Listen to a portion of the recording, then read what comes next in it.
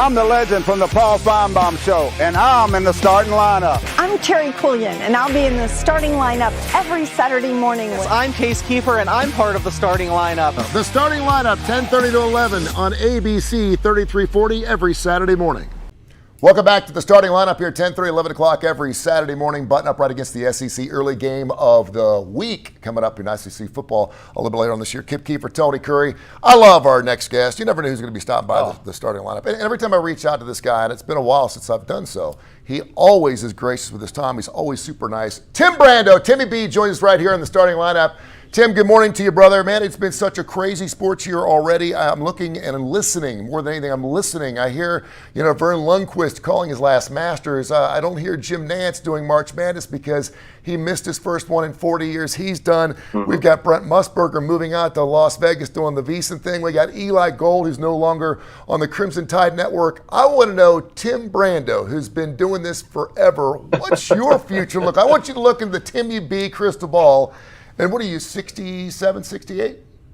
Yeah, I turned 68 in February, Tony, and thanks for having me on. It's great to be with you and Kip. I guess Nestler and I are sort of the new old guys, right, of our business. The late 60-somethings that are still at it. And, for me anyway, I know I'm going to be doing it for 3 more years.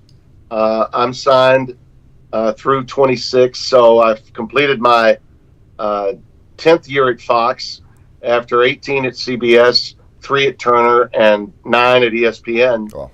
So next year will be my 40th year on national television. Wow. I started in '85 at ESPN, freelancing while I was working at Channel 9, WAFB TV in Baton Rouge, the CBS affiliate there.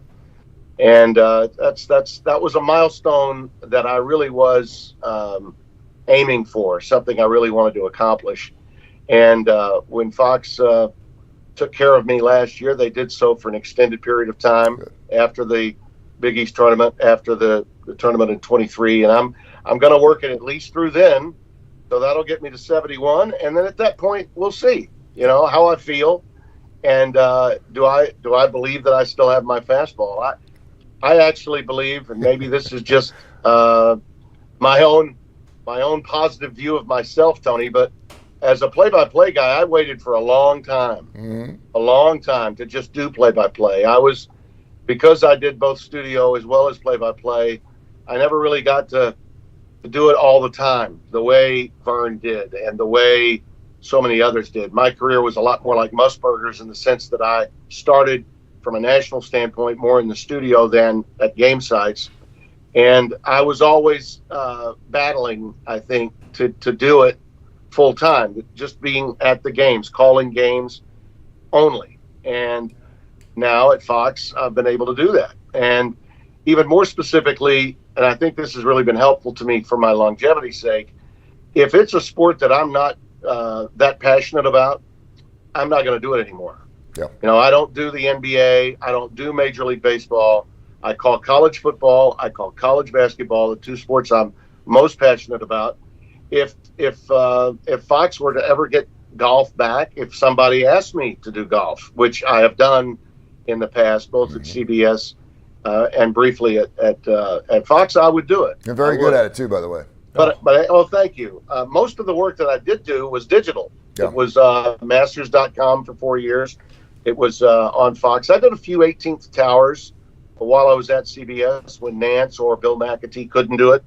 And I enjoyed it. I thoroughly enjoyed it. But my feeling on it at this stage of my life, Tony, is I just played in the Byron Nelson, and I'll play in the FedEx St. Jude Pro-Ams. Awesome. And I enjoy playing the game. I love the game. I live on a golf course in my hometown. And if no one wants me to call golf, I'm fine with just playing it, So I look at it as I'm at a stage in my life where if I'm going to leave home, it's for a really good reason, and you're going to have to pay me for me to leave. Sure. And if I'm not on the road, then I'm chasing grandbabies or golf balls. We All right? That's what I'm doing. We are That's blessed what I'm to hear doing. your voice as often as possible. So, I mean, you have one of the most distinctive voices. And again, it's just a pleasure to have you here on the start line. Tim Brando from Fox Sports. You mentioned 3 more years. I don't know what college football is going to look like in 3 more years when you turn 71. We were going to a 12-team playoff. Now it appears it's going to be a 14-team playoff. I think Greg Sankey said this. We're going through some seismic change right now. The tectonic plates of college football are moving so much, and as we speak, there are the Big Four right now having this discussion on trying to figure out what we're going to do with college football and have some type of revenue share. I think $4.2 billion it would cost the NCAA if, in fact, this antitrust lawsuit goes to court in 2025. What do you think is going on in college football right now? And as a fan, will it feel any different in 2024 and 2025? Listen, I think we're in that. Whenever you're in the off season, okay, when we're in the spring and the summer, it is just an absolute. And again, I apologize for my language here, but it's an absolute bitch fest. Okay, no one's happy. All right, and I think sadly, the coaches don't like what's going on. They have a bully pulpit to say it. All right, and so they say it, and the writers pick up on it.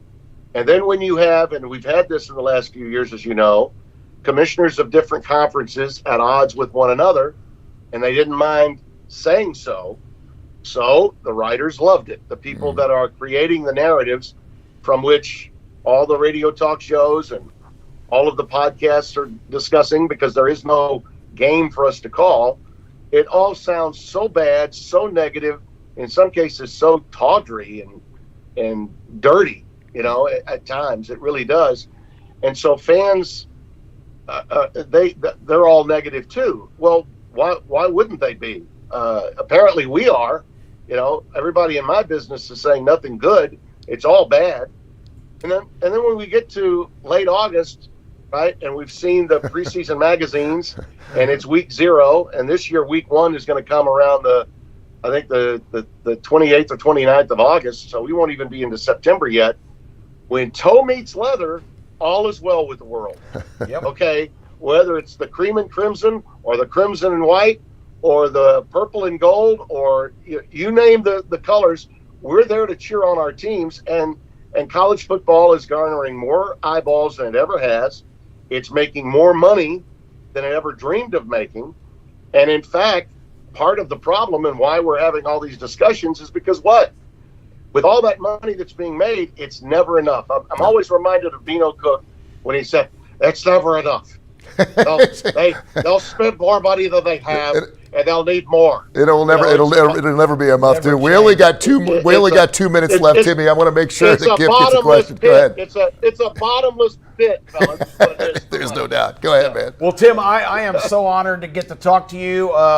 You have been the prototype for me for many, many years of what a play-by-play guy is supposed to be. It doesn't matter if you're at North Dakota State or Notre Dame. You have this enthusiasm and the excitement to bring the event into the living room with the attention and the magnitude of excitement that it deserves. So I've always admired you for that. I'm a guy who grew up as a kid. I was going to be a great play-by-play guy. I was running around the backyard, throwing myself on the ground and mimicking every announcer of its day. But I sincerely want you to know that I've followed your career closely, and you do such a phenomenal job, whether it's football or basketball or whatever your assignment. So I am a huge fan and a great admirer. I learned to speak basically by listening to announcers on football and basketball game.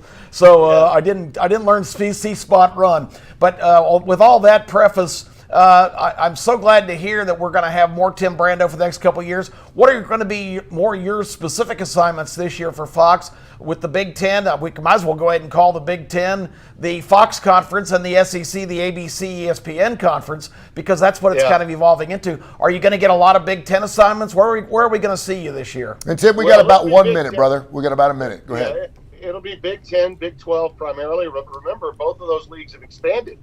The greatest part the Big 12 is crazy. Big 12 is loaded. You know, when you take in Colorado, Arizona's really good. Utah, And Utah going in with BYU now. We got a new rivalry over in the Big 12. That's awesome. So, yeah, the Pac-12 may be gone, but it's not really. All the Pac-12 has done is given us better games in both the Big 10 and the Big 12. Mm-hmm. So it's a mushroom effect for those two leagues. And that's where you'll see me in college football. And in basketball, soon you'll see me on the Big 12 as well as the Big East and the Big 10. So that's where you'll see me. Last year, by example, Michigan was on 8 times. I think Gus Johnson and Joel Klatt did all of them.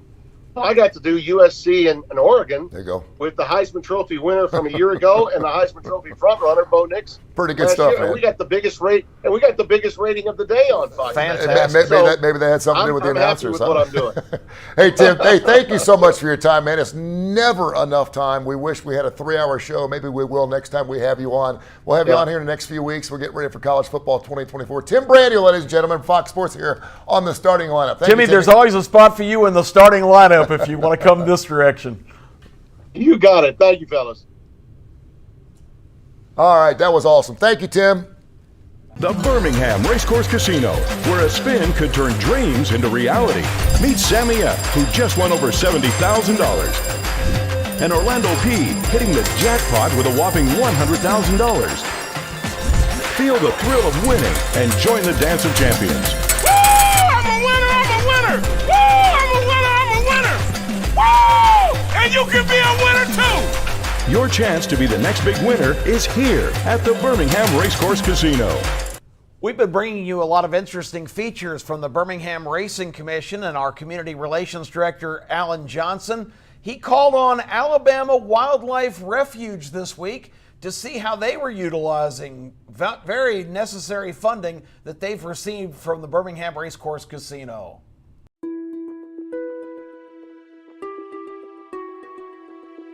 My name is Chris Sykes, and I'm the Executive Director at the Alabama Wildlife Center. The Alabama Wildlife Center is Alabama's oldest and largest wildlife rehabilitation facility. We've been a nonprofit for 45 years. We've been in Oak Mountain State Park for upwards of 35 years. We have a dual mission of rehabilitation of injured and orphaned birds of Alabama and also education. The money that we receive from the Birmingham Racing Commission is so incredibly important to our organization.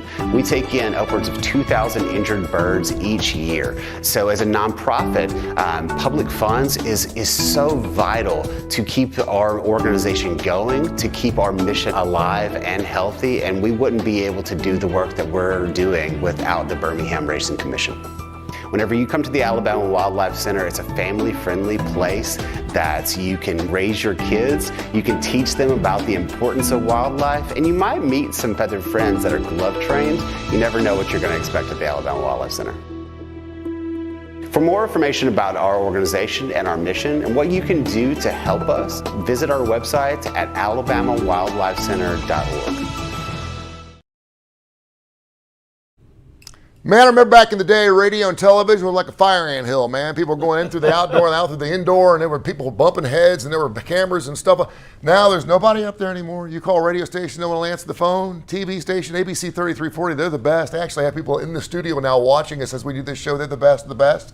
But when it comes to TKR, Tony Curry Radio, we're always tweaking things. We're always doing things right. And we're always adding new material. We have 14 different podcasts, including Need to Know with Kip Kiefer, the Kiefer and Curry Show. We have Mission Minded. We have a great show with Damon Johnson called The Damon Johnson Show. He's the lead guitarist with Leonard Skinner. Billy F. Gibbons is on our radio station. And we're always tweaking things, including the starting lineup and some brand new programming coming up this spring and summer you won't want to miss. Download the TKR app, or check out Tony Curry Radio Podcast, or right here on our YouTube channel for the starting lineup. Now, it is time for the legend. Oh, welcome to the Legend Cave. I am the legend from the Paul Feinbaum Show, here every Saturday morning on the starting lineup with the great Tony Curry and the sensational Kip Kiefer. Part of the Golden Boys of Birmingham Entertainment and Sports. We're taking over Birmingham, baby. We are the new crew on the block. We're the Golden Boys, and we're taking everybody down because we are the best. Now, here in the Legend Cave, we talk about Alabama every Saturday morning, ladies and gentlemen. So let's get it started as my main man, Monty Bauer, throws me the first one in, and it's basketball, baby. Grant Nelson says he's coming back. Big news this week down in Tuscaloosa. Grant Nelson, the big 6'11 forward that propelled Alabama to a Final Four this past year, didn't quite reach his potential this past season, but he was awful good down the stretch. I look for an All-American season out of Grant Nelson. Nate Oates is building another monster. There's rumors down there that Mark Sears will be on his way back. Let's keep our fingers crossed and hope he comes back.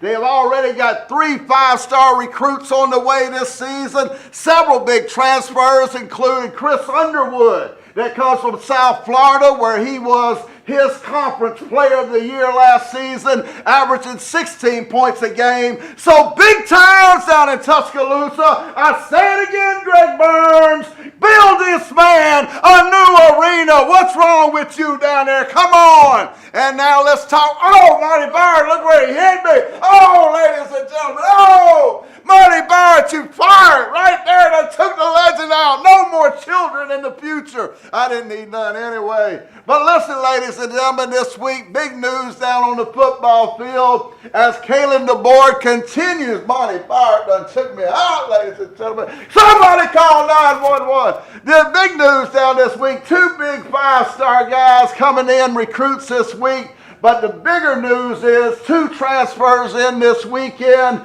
The Houston cornerback coming in, Hamilton, that had 4 interceptions last year. Plus, we also got a starter that played at Wake Forest last year, 9 games. He'll be coming in this weekend. We need some help at cornerback, ladies and gentlemen.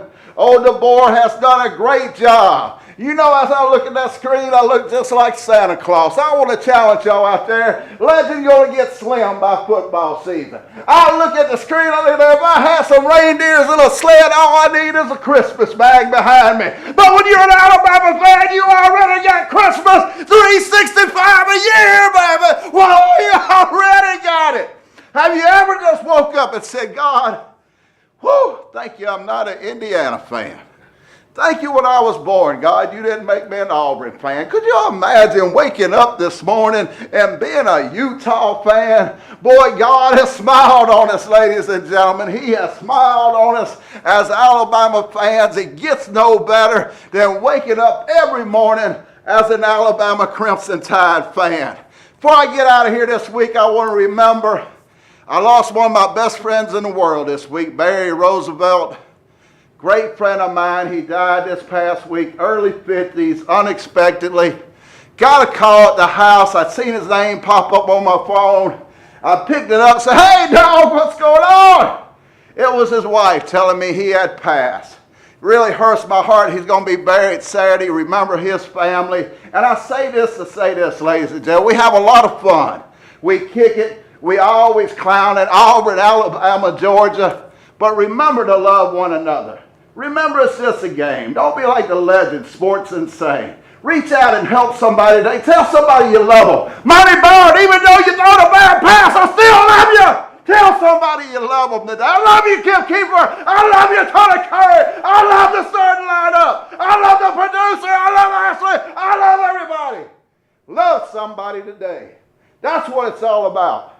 And as they come get me, the 911, remember, it's just a game. Monty Byrd, don't be like the legend.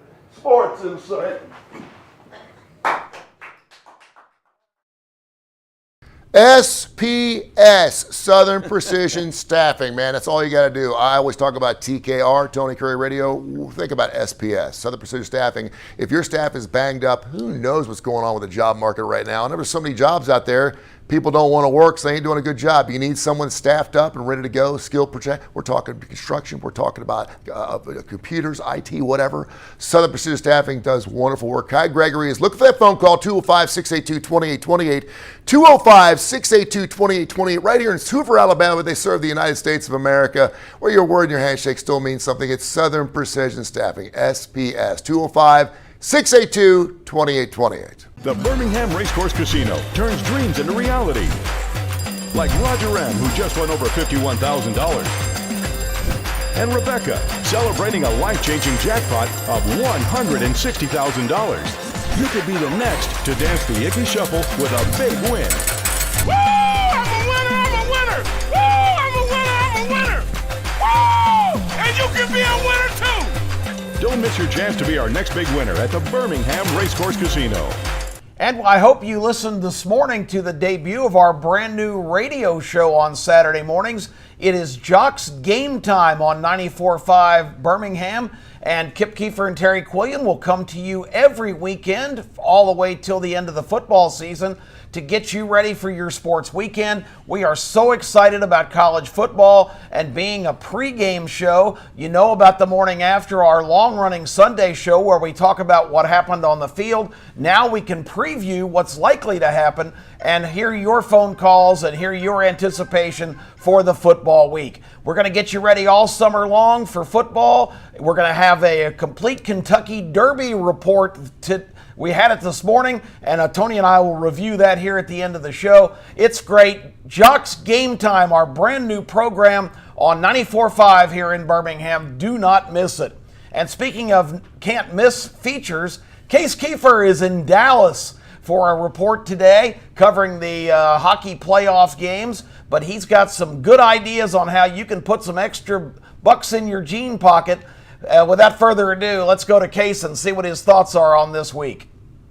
Hey, it's Case Kiefer coming to you with my weekly Best Bet segment as part of the starting lineup. And now for the first time, Game Time on the radio. I'm coming to you for the second straight week, sequestered in Dallas, at least sequestered from my betting bankroll, as I bet through the regulated sports books in Nevada, of course with the laws not transferable state to state, and many states betting still illegal. I know I'm trying not to complain here, as I know you're dealing with the same thing in Alabama, but yeah, I do feel kind of disconnected when I spend this time in Texas here to cover the hockey series at the time of recording, but I did make some bets before I left, more in the futures variety. So for the second straight week, we're going to build up a couple portfolios that I started last week, add a bet there, and then do one topical, I guess, festive bet to end it. All these are long shots, so if you're a first-time listener and you're saying, what the heck, this doesn't even sound actionable, these are such long shots. Well, we've had pretty good success with this on the show. I am largely a futures bettor. I feel like I've done really well on futures. Most recently, we took Scotty Scheffler at kind of the market high of 10-1. He won the Masters. Any day now, our plus 220 Victor Wembanyama Rookie of the Year should cash. I'm really proud of that one, too, because I think that was the absolute market peak. I don't think he was ever higher than that. So those are two futures we've hit recently, but let's get into this week's. We're going to start in the hockey market, the Conn Smythe market for the playoff MVP. Now, last week, I took a huge long shot, Seth Jarvis, at 140-1 for the Hurricanes, and that has aged extremely well. The Hurricanes into the second round, Seth Jarvis, their leading goal scorer, their leading points producer. I don't think you're going to be finding that price anymore. Maybe it's still the 50 or 40-1s that he's at now. Might be worth the taste, but hey, this is all about market entry and getting at the right price. 140-1, I'm happy with that. But now I am going to pair him with the Florida Panthers' Matthew Tkachuk, the best price I see available right now, 20-1. I am kind of kicking myself because it was obviously a little bit better going into the playoffs. He was 25-1, but the Panthers have kind of been up and down this year. I thought maybe they'd have some struggles in the Lightning series. Wanted to see what happened, wanted to see how they looked, and I think they answered all my questions. They looked unbelievable. I do still think the Hurricanes are a little better than them, but the Panthers I think they'll have an easier matchup in the next round against, at the time of recording, either the Bruins or the Maple Leafs. I think that Hurricanes-Rangers, with the Rangers having home ice advantage, that's going to be a little bit tougher. And if the Panthers get back to the Stanley Cup, Matthew Tkachuk is the face of this team. He's the best player on this team, even though a lot of other guys have had career years. Sam Reinhart, Bennett, who's hurt now. I still think Tkachuk will get a lot of the credit, and he does have the most points on the team through one round. I know this is more commonly around like 16 or 18-1. I would take the 18-1, but I might pump the brakes at 16-1. You got to be price sensitive with this stuff. So 20-1 Matthew Tkachuk to pair with Seth Jarvis, 140-1 in our growing Conn Smythe portfolio. Let's add one more bet in another market I touched on last week, the PGA Championship. We bet Xander Schauffele at 20-1. We're just gonna have to try to beat Scotty Scheffler here. He's the best golfer in the world. Obviously, he's won almost every tournament he's teed up in recently, but 3-1. That's just too short for me in the major that is ultimately and usually has the most amount of variance. A lot of different guys can win the PGA, and when I look at this year's venue at Valhalla, I really think it's going to come down to guys that can bomb it off the tee. I think length is going to be a big difference, and no one bombs it off the tee better than Live Golf's Bryson DeChambeau, 30-1 right now. I don't think he's at the level of like Xander, who we bet last week, who I think is the second best player in the world right now. But I do think DeChambeau quietly, since he's over in Live, still on that top 10, and on his good day, he can push into the top 5. You saw what he did in the opening round of the Masters. I think 30-1 a little too high. So, look, maybe tread lightly because Scheffler is going to be tough to beat no matter what. But I'm looking for some of these mid-range guys here, and Bryson DeChambeau will be the one I add this week to go with Xander Schauffele. And finally, I feel like it's an obligation. I got to give a Kentucky Derby pick, right? And I thought this would be an interesting process conversation because I'm not a horse racing expert, but I do like getting into the Triple Crown, especially there's so many fixed markets available. I'm not a big pari-mutuel guy, just the way I do things, the mathematical part of my brain. I like to know what my payout is, like to know the exact odds I'm getting, and sometimes I even like to take a top-down approach, look at the really sharp sports books, see what the prices are, see where they differ, and because of that, largely, I landed on Honor Marie at 25-1. Some of the books taking the biggest money right now have Honor Marie at like 16-1. So if I'm going to get a price that much higher, I know she also opened 20-1 on the morning line. I don't put a whole lot into that. It's really just, one guy's opinion, but 25-1 for Honor Marie. I'm going to go with a long shot. This isn't like my life depends on it or anything. I think I'd take Fierceness or Sierra Leone, the favorites, but just another way to get a bet. Shop around, look for good prices, and I think 25-1 on Honor Marie is a good price. Thanks for listening once again to my best bet segment. I had to laugh. My second job in all of terrestrial radio was a job down in Louisville, Kentucky at a place called WQMF, 96 QMF, which is the classic rock station. And I got in there, this is 1986, 87, and people said, who wants to work the Derby? Well, I wanted to work the Derby because I knew a lot of people were coming from out of town.